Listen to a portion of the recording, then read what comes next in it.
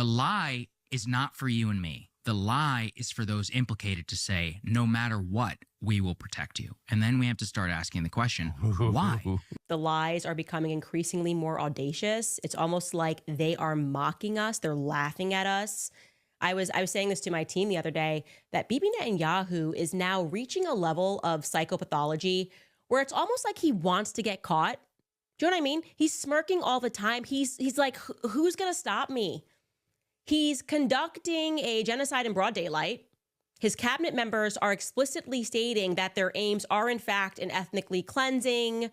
We have IDF soldiers speaking out about what they're doing, telling the truth about what's happening, just plucking off Palestinian kids. The ICC criminal court issued a warrant for his arrest. And what does he do? He sits across from Donald Trump and he says, I, Bibi Netanyahu, am going to elect you for the Nobel Peace Prize. Because I should have say on that topic of who's been peaceful, and I decide that it's you. Yeah, sure, 400,000 Palestinians are missing, as it's been reported, but who cares? I have so much power, somebody stop me. Seriously, did you guys see that clip? It's Bibi Netanyahu is electing Trump for the Nobel Peace Prize. He's shameless. This is essentially a mass murderer showing up to the funeral of his victims. That's what we're seeing here. He's like, I did this, but I got to see the results here. And Trump is just taking it. Not only is Trump just taking it, he's also furiously tweeting out support for Bibi Netanyahu and the trials, because even the Israelis are taking him through the court system due to his corruption. And there's no reason for Trump to say anything about those trials. But he's doing it anyways. Hi guys, and welcome to the Traore Army. I think now we have officially changed from Black Consciousness Movement channel to the Traore Army. Temporarily to just because we want to create awareness so that they don't assassinate this wonderful, amazing president that obviously all of us know that he's changing the narrative, not only for Bukina Faso, but for the whole continent of Africa. Because if one person wins in the family, the whole family wins, according to, I don't know whether you watched the movie called, what is the movie called? It's about a Nigerian family that went to stay in Greece, and there were so many things going on. And eventually these children succeed, and I think 4 of these children, they are born 5, 1 was left in Nigeria, the 4 of them are actually in the NBA. That's like huge, right? And one of the things that they say is that when one person wins in the family, the whole family win. I'm probably gonna put a video so that you see what I mean, like the trailer of that video so that you watch it. I think the name of the movie is Rise, if I'm not mistaken. They said I didn't belong, that it was impossible. Look out, jammed by the rookie! That we'd never make it. It is a very special night for the Atanakupo family. That we couldn't have an impact. But we knew together, we couldn't lose. Do you hoop? Hoop? Basketball. Show up, play? Papa always talks about opportunity. What if this is it? It's okay. We go again. We fall to get back up. If we're good, we can help mom and dad. When one person in the family scores, the whole family scores. Anyway, so I'm very excited. Today is Wednesday the 9th. And obviously, like I said in my yesterday video, which I don't even know when I'm going to post it, but I'm trying to say the date so that you kind of know if I didn't post it, it was a mistake and so on. And as I said yesterday, I'm flying today to my wonderful Cameroonian king. I am so excited with him. Life is just laughter upon laughter upon laughter. By the way, there's a lot of things going on in the world, guys. Like, seriously, as I said in my previous video in the Black Consciousness Movement channel, a lot is going on. I think it's beginning to actually make sense now that everyone is not equal under the law. Indeed. At least this is what these people are plainly showing us with these things that's going on.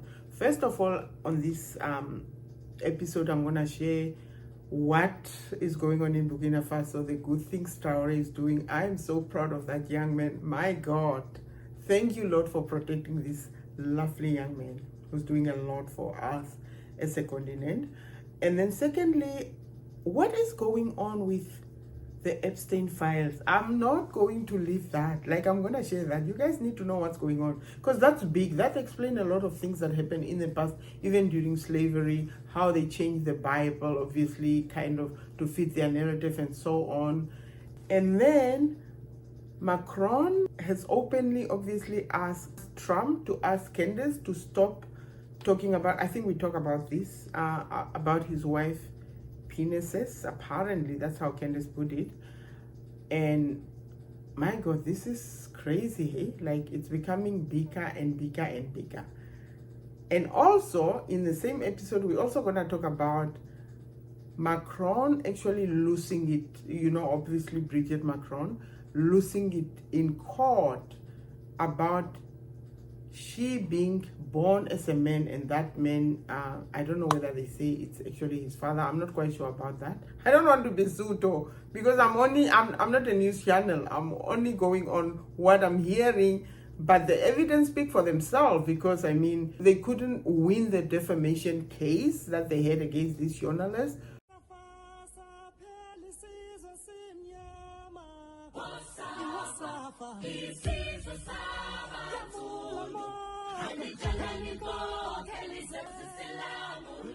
So yeah, welcome back. I'm gonna share a video of what's going on in Bukina Faso.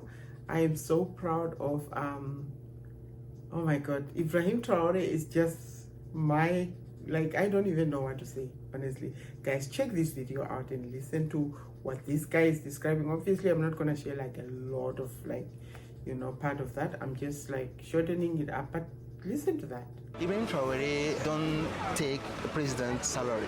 Really? Yes. Ibrahim Traore is a captain. He only take captain salary. Up till now? Yes. Really? Yes.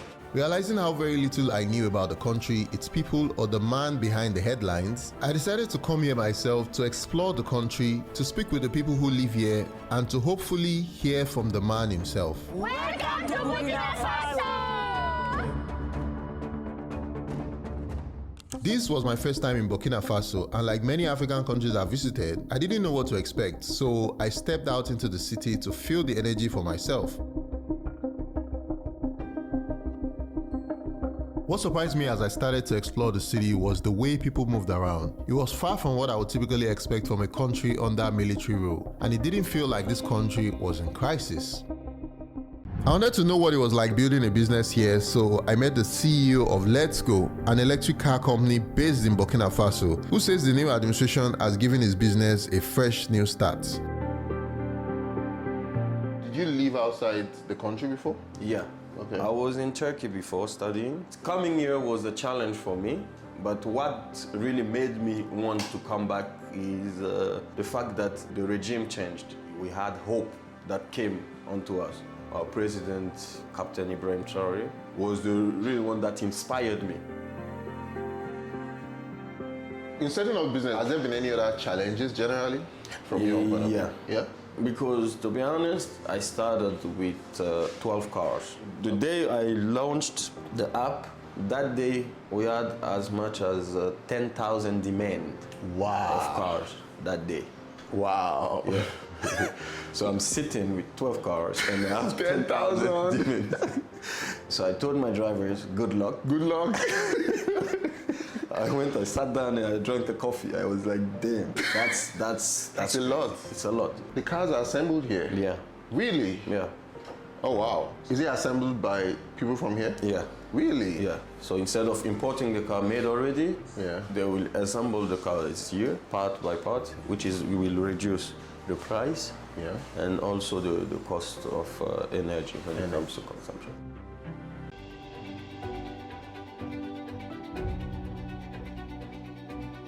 So this mall construction started within the past 2 years. We're trying to check out their apartments. Apparently they have apartments here.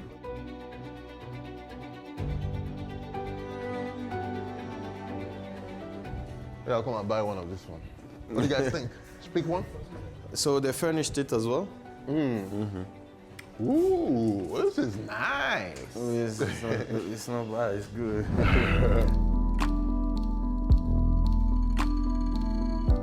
So This is like $100,000 to purchase a house like that. Okay. Yeah, but there is developments that you can do. Like that means you can pay rent, pay, and until it's fully yours. Oh, like the mortgage, like the way they have it in other Exactly. countries. The living room. Ooh, okay. So this is how many bedroom? 4. Wow. So this apartment looks really beautiful. An apartment like this in this area, because I can see it's very close to the monument. The monument. How much does it cost?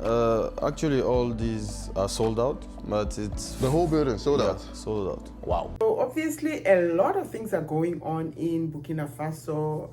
He is like building his country, and you know what? To be quite honest, no one wants, a place where there's constant war and all that. But I feel like black people has been in constant war, constant genocide, like what's happening in Congo and all that, that at this moment, I'm actually a little bit kind of not that unhappy about the chaos that's going on in the world right now. Obviously, there's the thing about the Epstein files. And now we are beginning to think that, was Elon Musk right when he tweeted, I think he said that Donald Trump is in the Epstein files. That is why they are not releasing these documents that you can read. Now, Donald Trump, in so many words, has said that he's gonna, when he becomes president, he's gonna release the Epstein files, the John F. Kennedy, obviously assassination, and now he's gaslighting everyone. Like, what is, like, I'm gonna put that video here again. Like, what is he talking about when he say, oh no, we've been talking about this, now good things are happening in the divided states and bad things are happening too, but let's concentrate. What does it mean? So molesting underage children and having a list of those people that did it is not that important? What kind of world are we living in? Like, where pedophilia is almost allowed and actually celebrated? Because I think, I don't know, for those who doesn't know about the Epstein files, this is about, obviously, Jeffrey Epstein, who molested children. And like, honestly speaking, I can take you through the rabbit hole, but I don't have much time to do that. So I will just break in pieces and so on. And then he had a list, and then before he could testify, he was obviously, apparently he committed suicide. I have to say in brackets because most people obviously don't believe that BS. Obviously, you know that the Duke of York, like Prince Andrew, was apparently possibly in the list of that.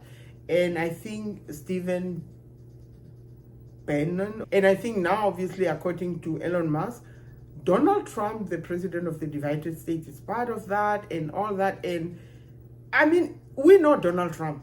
If he's not on the list, why is he not releasing it? Obviously, you know how Donald Trump is made, how he acts. And why is he not tweeting the back and forth like, as he usually does? So something is fishy going on. You know what? Listen to Candace quickly, and then we can kind of talk about it. Just listen to this. All of these people are in power now. All of these people could certainly release the quote unquote list. Is it exactly a list? Is it a network of contacts? Is it video footage of people that committed crimes against children? We don't know. And we may never know, which is leading some people to ask the question, like, is Trump actually in the Epstein files? And personally, my take on that is no. But what is your opinion? Because I can't reconcile this Donald Trump with the Trump that we're seeing right now, the Trump that is gaslighting the public right now, the Trump that I voted for across multiple elections. The Epstein scandal is definitely terminal cancer to Trump's MAGA movement. There's no question about that. The lie is not for you and me. The lie is for those implicated to say, no matter what, we will protect you. And then we have to start asking the question, why? The lies are becoming increasingly more audacious. It's almost like they are mocking us. They're laughing at us. I was saying this to my team the other day, that Bibi Netanyahu is now reaching a level of psychopathology where it's almost like he wants to get caught. Do you know what I mean? He's smirking all the time. He's like, who's going to stop me? He's conducting a genocide in broad daylight. His cabinet members are explicitly stating that their aims are, in fact, in ethnically cleansing. We have IDF soldiers speaking out about what they're doing, telling the truth about what's happening, just plucking off Palestinian kids. The ICC criminal court issued a warrant for his arrest. And what does he do? What does he do? He sits across from Donald Trump and he says, I, Bibi Netanyahu, am going to elect you for the Nobel Peace Prize. because I should have say on that topic of who's been peaceful, and I decide that it's you. Yeah, sure, 400,000 Palestinians are missing, as it's been reported, but who cares? I have so much power. Somebody stop me. Seriously, did you guys see that clip? It's Bibi Netanyahu is electing Trump for the Nobel Peace Prize. He's shameless. This is essentially a mass murderer showing up to the funeral of his victims. That's what we're seeing here. He's like, I did this, but I got to see the results here. And Trump is just taking it. Not only is Trump just taking it, he's also furiously tweeting out support for Bibi Netanyahu and the trials, because even the Israelis are taking him through the court system due to his corruption. And there's no reason for Trump to say anything about those trials.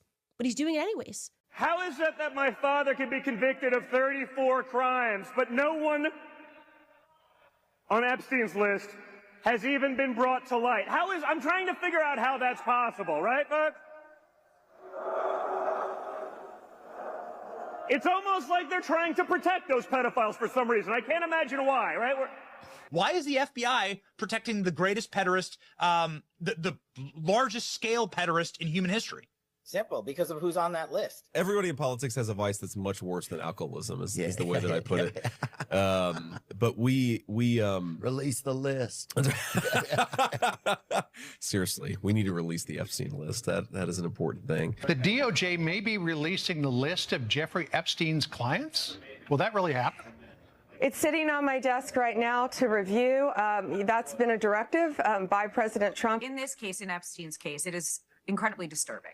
We have flight logs, we have information, names that will come out. I'm not ever going to let this story go because of what I heard from a source about Bill Clinton on a plane with Jeffrey Epstein. I'm not letting it go ever.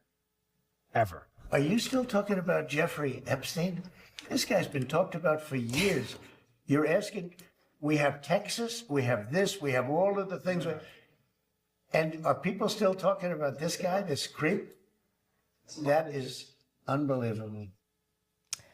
All of these people are in power now. All of these people could certainly release the quote unquote list. Is it exactly a list? Is it a network of contacts? Is it video footage of people that committed crimes against children? We don't know.